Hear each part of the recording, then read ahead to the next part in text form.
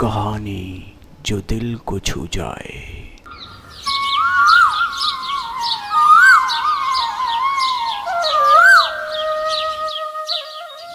ये मेरी पोटली है, मेरे वर्षों की कमाई है इसमें। मैंने एक एक पैसे कमाकर इसमें इकट्ठे किए हैं। ये पोटली मेरी है। ये मेरी पोटली है। तुम्हारी बुद्धि भ्रष्ट हो गई है। मैंने बहुत मेहनत करके इसमें धन जुटाया है। छोड़ दो ये पोटली, वरना अच्छा नहीं होगा। ये पोटली मेरी है, समझे तुम? मोहन और जगन दोनों एक सोने के सिक्के से भरी पोटली को पकड़कर छीना झपटी कर रहे थे। बात बहुत बढ़ जाती है। गांव के लोगों ने फैसला करने की कोशिश की, लेकिन किसी के समझ नहीं आ रहा था कि पोटली किसकी है। जब बात और भी ज्यादा बढ़ गई तो मुखिया जी उन दोनों को राजा विक्रम के पास लेकर गए। राजा विक्रम का दरबार शुरू होता है। मोहन और जगन को पेश किया जाता है। कहो, क्या समस्या है तुम दोनों की? महाराज, ये पोटली मेरी है। मैंने बड़ी मेहनत से इसमें धन जुटाया है और ये बेईमान मोहन इस पोटली को अपना बता रहा है। नहीं महाराज, ये पोटली मेरी है। मैंने कितने दिनों से परिश्रम कर करके अपने बच्चों का पेट काट के अपने भविष्य के लिए धन जुटाया था, जो इस जगन ने चोरी कर लिया है और उसे अपना बता रहा है। राजा विक्रम दोनों की बातें ध्यान से सुनते हैं, लेकिन उनके कुछ समझ में नहीं आता। वो सोचते हैं, अगर मैंने गलत फैसला कर दिया तो सच्चे आदमी की जिंदगी भर की कमाई चली जाएगी और उसका जीवन ही खराब हो जाएगा। तब वो सैनिकों से कहते हैं, सैनिकों, मंत्री जगन्नाथ को बुलाया जाए। सैनिक जाते हैं और मंत्री जगन्नाथ को बुलाकर लाते हैं। मंत्री जगन्नाथ एक बहुत ही बुद्धिमान मंत्री था। उसने अपनी सूझबूझ और चतुराई से बहुत बड़ी बड़ी समस्याएं हल कर दी थी। महाराज की जय हो। महाराज, मैं क्षमा चाहता हूँ कि आज मैं सभा में समय से नहीं आ सका। कहिए महाराज, मेरे लिए क्या आदेश है? मंत्री जगन्नाथ, ये दोनों व्यक्ति सोने से भरी पोटली के लिए लड़ रहे हैं। हमें समझ में नहीं आ रहा है कि कौन सच बोल रहा है और कौन झूठ बोल रहा है। अब आप ही बताइए। मंत्री जगन्नाथ दोनों की तरफ ध्यान से देखते हैं और पूछते हैं, क्या तुम दोनों के पास कोई सबूत या गवाह है जिससे ये साबित हो जाए कि पोटली किसकी है? मोहन और जगन दोनों कहते हैं कि हमारे पास कोई सबूत या गवाह नहीं है। फिर मंत्री जगन्नाथ कहते हैं, तो ठीक है, तुम दोनों में से किसी के पास कोई गवाह या सबूत नहीं है तो वो पोटली मुझे दे दो। मंत्री जगन्नाथ दोनों से वो पोटली ले लेते हैं और उस पोटली के सभी सिक्के दरबार में बिखेर देते हैं और कहते हैं, जगन, तुम सभी सिक्के इकट्ठे करके इस पोटली में डाल दो। मंत्री जगन्नाथ के ऐसा करने पर दरबार के सभी लोग चकित हो जाते हैं। जगन जल्दी जल्दी सभी सिक्के उस पोटली में इकट्ठा करके मंत्री जगन्नाथ को दे देता है। मंत्री जगन्नाथ ने फिर से उस पोटली के सारे सिक्के दरबार में बिखेर दिए और मोहन से बोले, मोहन, तुम सारे सिक्के इकट्ठे करके इस पोटली में डाल दो। मोहन सभी सिक्के गिन गिन के इकट्ठे करता है और पोटली में डालकर मंत्री जी को दे देता है। तभी मंत्री जगन्नाथ मुस्कुराए और बोले, महाराज, फैसला हो गया। ये पोटली मोहन की है। दरबार में सभी लोग चकित थे और राजा विक्रम भी आश्चर्य से पूछते हैं, मंत्री जगन्नाथ, हमें तो कुछ भी समझ नहीं आया। तुमने सिक्के बिखेरे और बारी बारी से सिक्के इकट्ठे करवाए और तुमने कैसे समझ लिया कि ये पोटली मोहन की है? महाराज, जगन ने सिक्के जल्दी जल्दी इकट्ठा किए, लेकिन मोहन ने गिन गिन के इकट्ठा किए और ये संतुष्टि की कि उसने जितने सिक्के जुटाए थे उतने पूरे हुए कि नहीं। महाराज, इससे ये साबित होता है कि ये पोटली मोहन की है। मंत्री जगन्नाथ के फैसले पर जगन तुरंत बोला, लेकिन महाराज, मैं तो फैसला होने के बाद गिनने वाला था। महाराज, ये तो नाइंसाफी है। ये पोटली मेरी है। जगन की ऐसी बातें सुनकर मंत्री जगन्नाथ बोले, तो फिर ठीक है, ये लो पोटली और गिनकर बताओ इसमें कितने सिक्के हैं। जगन खुश हो जाता है और पोटली लेकर सिक्के गिनने लगता है। गिनती पूरी होने पर वो कहता है, महाराज, इस पोटली में 150 सिक्के हैं। मैंने 150 सिक्के ही जुटाए थे।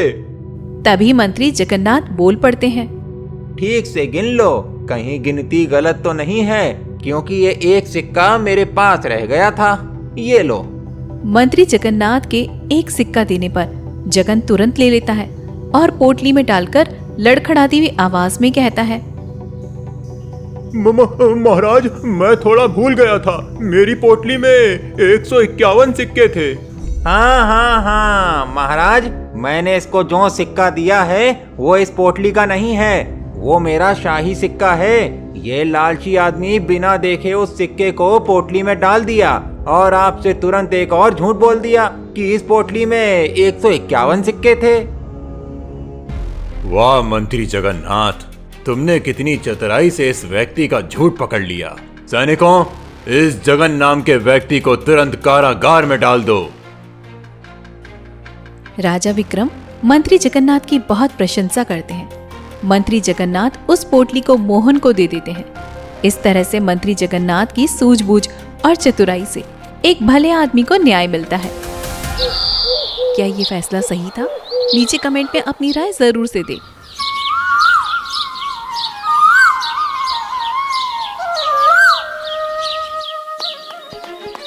चोर चोर, पकड़ो पकड़ो, चोर चोर। एक रतन नाम का चोर चोरी करके भाग रहा था। पूरे गांव वाले उसे पकड़ने के लिए उसके पीछे पीछे दौड़ रहे थे। अचानक से रतन एक झाड़ी के पीछे छुप जाता है और सब लोग उसे ढूंढकर वापस चले जाते हैं।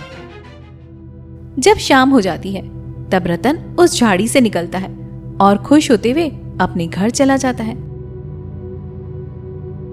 उसके घर में उसका बूढ़ा पिता बहुत बीमार था और उसने भी सारी जिंदगी चोरी ही की थी।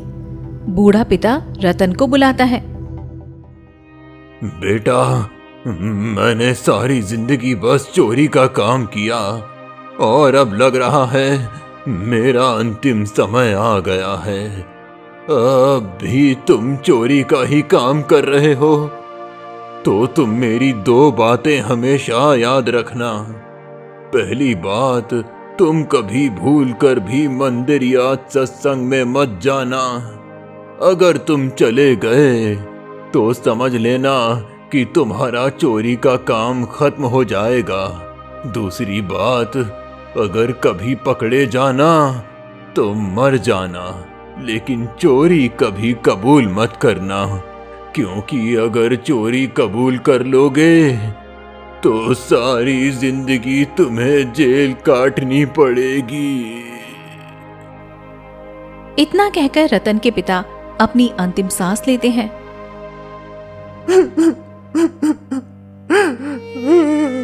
पिताजी, मैं आपकी बातें हमेशा याद रखूंगा और कभी मंदिर या सत्संग में नहीं जाऊंगा और ना ही पकड़े जाने पर अपनी चोरी कबूल करूंगा।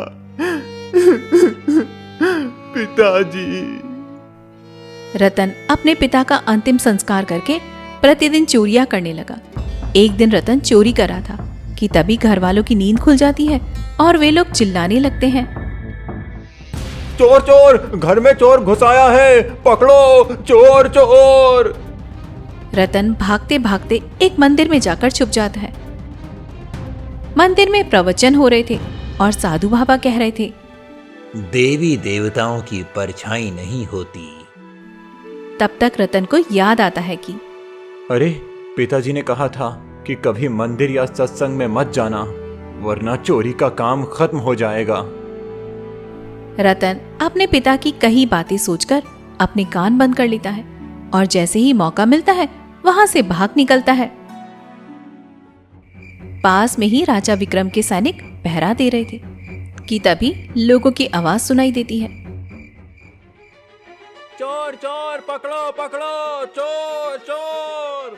वो दोनों सैनिक दौड़ते हुए जाते हैं और रतन को पकड़ लेते हैं।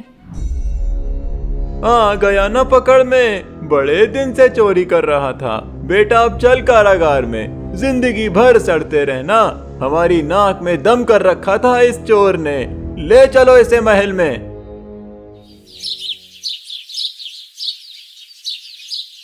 सुबह होती है और दरबार शुरू होता है। रतन को राजा विक्रम के सामने पेश किया जाता है। तो बताओ रतन, तुम चोरी करते हुए पकड़े गए हो। अगर तुम चाहते हो कि तुम्हारे साथ रियायत बरती जाए तो अपना अपराध स्वीकार कर लो, अन्यथा तुम्हें बहुत कठोर दंड दिया जाएगा। नहीं महाराज, मैंने कोई चोरी नहीं की, मैं निर्दोष हूँ, मुझे छोड़ दिया जाए। रतन की ऐसी बातें सुनकर मंत्री जगन्नाथ गुस्से से कहते हैं, रतन, हमारे सिपाहियों ने तुम्हें रात में चोरी करते हुए रंगे हाथों पकड़ा है और गांव वाले भी तुम्हारे खिलाफ गवाही देने के लिए तैयार हैं। फिर तुम झूठ क्यों बोल रहे हो? अपना अपराध स्वीकार करो, वरना परिणाम अच्छा नहीं होगा। महाराज, मुझ पर दया करें, मैं एक व्यापारी हूँ और व्यापार करने दूसरे राज्य में गया था। उधर से आते आते रात हो गई, अंधेरे में सिपाहियों ने मुझे पकड़ लिया। महाराज, आप सिपाहियों से पूछ लीजिए, उन्होंने मुझे चोरी करते हुए पकड़ा या फिर रास्ते से पकड़ा। रतन की बात सुनकर महाराज सिपाहियों को बुलवाते हैं और सिपाही अपना बयान देते हैं। महाराज, जब हम लोग घटना स्थल पर गए तो गांव वाले इस आदमी का पीछा कर रहे थे, हमने इसे भागते हुए पकड़ा था। राजा विक्रम और मंत्री जगन्नाथ को कुछ समझ नहीं आ रहा था।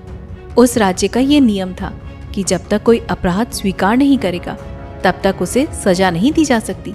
तभी राजा विक्रम कहते हैं, सैनिकों, अगली सुनवाई तक इस रतन चोर को कारागार में रखा जाए। सिपाहियों ने रतन को पकड़कर कारागार में डाल दिया। कारागार में उससे अपना अपराध स्वीकार करने के लिए बहुत मारा पीटा गया, लेकिन वो मानने को तैयार नहीं था कि चोरी उसने की है।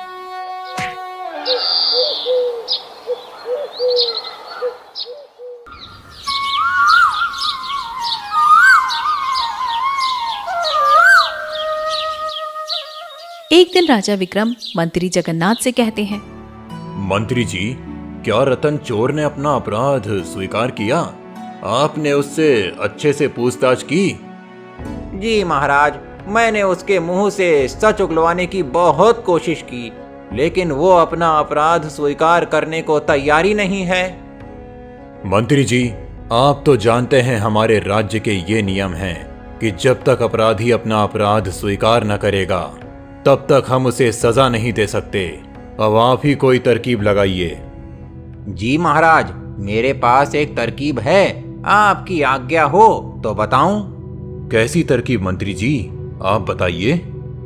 महाराज, यदि किसी तरह से हमें यह पता चल जाए कि ये रतन किस भगवान को मानता है तो हम उस भगवान का प्रारूप बनाकर उसके मुख से सच उगलवा सकते हैं। ठीक है मंत्री जी, आपको जैसा उचित लगे आप कर सकते हैं।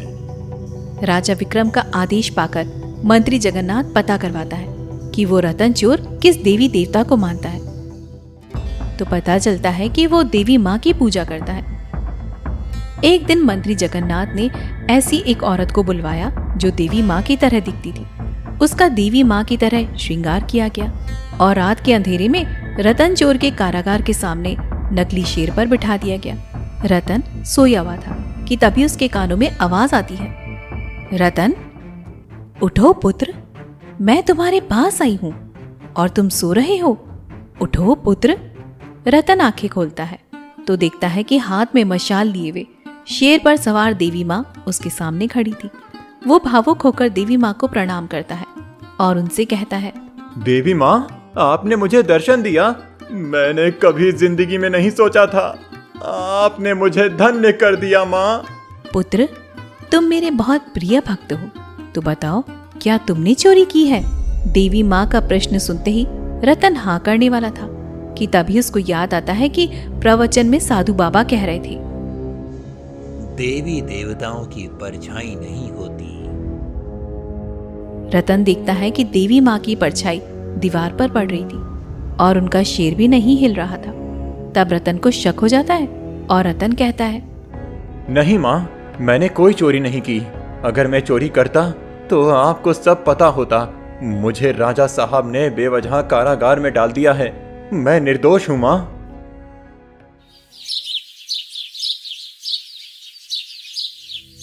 अगले दिन रतन को दरबार में पेश किया जाता है और राजा विक्रम अपना फैसला सुनाते हैं।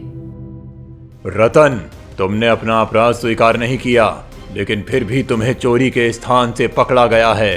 तुम पर सभी को पूरा शक है कि सभी गांव में चोरियां तुम ही करते थे, इसीलिए तुम्हें इस राज्य से निकाला जाता है। राजा का आदेश पाकर सैनिकों ने रतन चोर को अपने राज्य से बाहर छोड़ दिया। क्या ये फैसला सही था? नीचे कमेंट में अपनी राय जरूर से दे। रतन दूसरे राज्य में आगे की तरफ जाने लगता है। चलते चलते रास्ते में एक तोता बहुत ज्यादा तड़प रहा था और रोकर कहता है, दौलत ताकत काम न आए, कोई न मेरा साथी बचाए। दौलत ताकत काम न आए, कोई न मेरा साथी बचाए। रतन उस तोते के पास जाता है और उससे पूछता है, क्या हुआ तोता, तुम क्यों रो रहे हो? क्या तुम्हें भूख प्यास लगी है? क्या मैं तुम्हारी कोई मदद कर सकता हूँ? तुम मुझे बताओ, तुम क्यों इतना रो रहे हो? तोता फिर से कहता है, दौलत ताकत काम न आए, कोई न मेरा साथी बचाए। तोता, इसका क्या मतलब है? दौलत ताकत काम ना आए, कोई ना मेरा साथी बचाए। तुम बताओ मुझे, शायद मैं तुम्हारी कोई मदद कर सकूं। तुम क्या मेरी मदद करोगे मुसाफिर? तुम जाओ, जिसने भी मेरी मदद करने की कोशिश की है वो मारा गया है। तुम भी मारे जाओगे। तुम चले जाओ मुसाफिर। नहीं, मैं तुम्हारी मदद किए बिना नहीं जाऊंगा। तुम बताओ, वो कैसी मदद है जिसे करने पर लोग मारे जाते हैं? तुम बताओ मुझे। रतन के कहने पर तोता कहता है, यहाँ से कुछ मील आगे एक शिकारी का घर है, जहाँ मेरा एक साथी कैद है। अगर तुम उसको रिहा कर दोगे तो मेरी मदद हो जाएगी, लेकिन तुम पैसों से उसे खरीद नहीं सकते हो और सैनिकों का वहाँ कड़ा पहरा है। तुम लड़कर उनसे जीत नहीं सकते हो। आज तक जो भी रिहा करवाने गया है वो वापस नहीं आया है। अब बताओ, क्या तुम मेरी मदद करना चाहोगे? रतन सोचता है कि मैं तो राज्य से निकाल दिया गया हूँ। अब ना मेरा कोई घर है, ना मेरा कोई ठिकाना, और ना ही कोई अपना रोने वाला है। क्यों ना चिड़िया की मदद कर दूं? शायद भगवान कोई रास्ता मुझे दिखा दे। हाँ तोता, मैं तुम्हारी मदद जरूर करूंगा और तुम्हारे साथी को जरूर रिहा करवाऊंगा। इतना कहकर रतन उस शिकारी के घर की तरफ रवाना हो जाता है। वो देखता है कि तोता एक पिंजरे में कैद है और उसके चारों तरफ सैनिक कड़ा पहरा दे रहे हैं। उसे कुछ समझ नहीं आ रहा था कि वो क्या करे। तभी उसके दिमाग में एक तरकीब आती है। वो आगे बढ़ता है कि तभी सैनिक उसे घेर लेते हैं। कौन हो तुम और यहाँ क्यों आए हो? यहाँ से वापस चले जाओ, वरना मार दिए जाओगे। मैं एक मुसाफिर हूँ और बहुत दूर से आ रहा हूँ। रास्ते में मुझे एक तोते ने इस तोते के लिए संदेश भेजा। बस मैं वो संदेश सुनाकर चला जाऊंगा। एक सैनिक जाता है, शिकारी से सारी बातें करता है और शिकारी मान जाता है। ठीक है, केवल संदेश ही सुनाओगे ना? तो चलो, दूर से ही सुना देना। सैनिक रतन को उस तोते के पास लेकर जाते हैं और संदेश सुनने के लिए कहते हैं। ए तोता, मैं तुम्हारे लिए तुम्हारे साथी का संदेश लेकर आया हूँ। तो बताओ, क्या संदेश है? वो ठीक तो है ना? नहीं, वो तुम्हारी याद में बिना खाए पिए तड़प तड़प कर मर गई और उसने कहा है कि तुम भी मरकर आजाद हो जाओ। इतना कहते ही वो तोता पिंजरे में तड़पने लगता है और तड़पते तड़पते कुछ देर में शांत पड़ जाता है। शिकारी सोचता है कि तोता तो मर गया, बाहर निकालकर फेंक देता है। शिकारी के फेंकते ही तोता आसमान में उड़ जाता है। अरे ये क्या हुआ? तोता मर गया था, वो तो उड़कर भाग गया। ये सब इस मुसाफिर की वजह से हुआ है। सैनिकों, पकड़ लो इसे। अरे भैया, ये आप क्या कह रहे हैं? मैंने तो कुछ नहीं किया, बस उस तोते का संदेश पहुंचाया। क्या आपके राज्य में संदेश पहुंचाने वाले को सजा होती है? रतन की बातें सुनकर शिकारी सोचता है और उसे छोड़ देता है। रतन खुश होकर आगे की तरफ रवाना हो जाता है।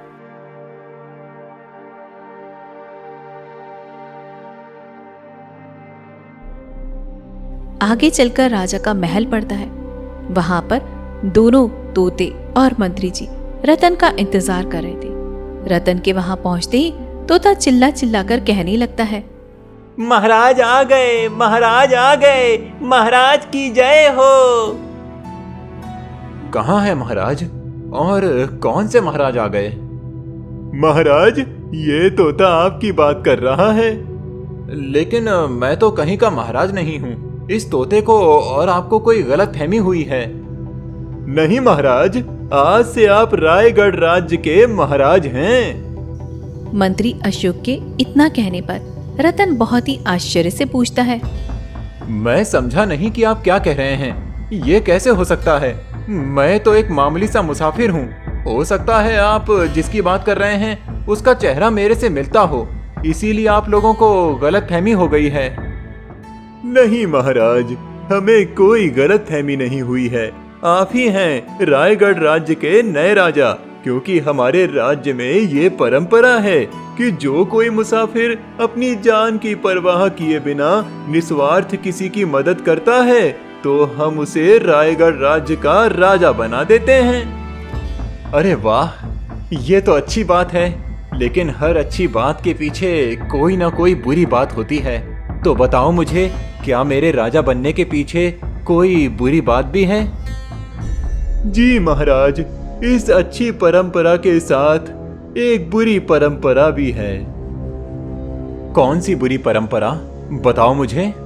महाराज, जिस किसी को भी राजा बनाया जाता है उसको 5 साल बाद हमारे घने जंगल में छोड़ दिया जाता है। वहां पर उसे जंगली जानवर मार कर खा जाते हैं। अगर आपको अपनी जान की परवाह है तो आप राजा बनने से इनकार कर सकते हैं। रतन कुछ देर सोचता है और फिर राजा बनने के लिए हाँ कर देता है। बहुत ही धूमधाम से रतन का राज्य अभिषेक होता है और नाम बदलकर राजा रतन प्रताप सिंह रख दिया जाता है। राजा बनते ही रतन बहुत ज्यादा अहम फैसला करता है। मंत्री जी, हमारे राज्य में जितने भी अमीर सेठ, साहूकार, दरबारी या फिर व्यापारी हैं, सबकी सूची बनाई जाए और जितने गरीब और मजबूर लोग हैं जो 2 वक्त का भोजन भी नहीं जुटा पाते, उनकी भी सूची बनाई जाए।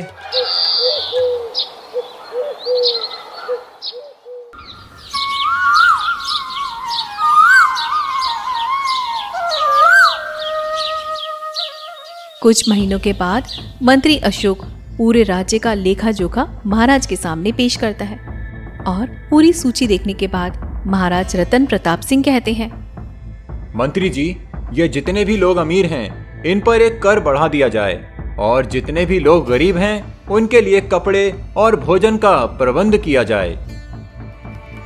राजा का ऐसा फैसला सुनकर पूरी प्रजा में खुशी की लहर दौड़ गई। जितने भी गरीब थे सबकी खुशी का कोई ठिकाना नहीं था। सभी लोग महाराज की सराहना करने लगे। ऐसे ही 1 साल बीत जाता है। एक दिन राजा रतन प्रताप सिंह मंत्री अशोक से बोले, मंत्री जी, हमें उस जंगल में ले चलो जहां पर हमें 4 साल बाद छोड़ा जाएगा। हम उस जंगल को देखना चाहते हैं। जी महाराज, लेकिन वो जंगल बहुत खतरनाक है। हमें अपने सैनिकों को भी ले जाना चाहिए। मंत्री अशोक कई सारे सैनिकों को लेकर महाराज को जंगल दिखाने ले जाता है। पूरा जंगल देखने के बाद महाराज वापस आ जाते हैं और अगले दिन कहते हैं, मंत्री जी, उस जंगल में जितने भी खतरनाक जानवर हैं उन सभी को पकड़कर किसी और जंगल में छुड़वा दो। कुछ महीनों के बाद मंत्री अशोक ने उस जंगल के सभी खतरनाक जानवरों को दूसरे जंगल में छुड़वा दिया। फिर राजा रतन प्रताप सिंह कहते हैं, मंत्री जी, उस जंगल के बीचों बीच एक महल बनवाया जाए और महल के चारों तरफ गरीबों के लिए घर बनवाए जाएं। जी महाराज, लेकिन हमें समझ नहीं आ रहा कि आपके पास ये आलीशान महल है, फिर भी किसके लिए आप महल बनवा रहे हैं और गरीबों पर इतना धन खर्च करने की क्या आवश्यकता?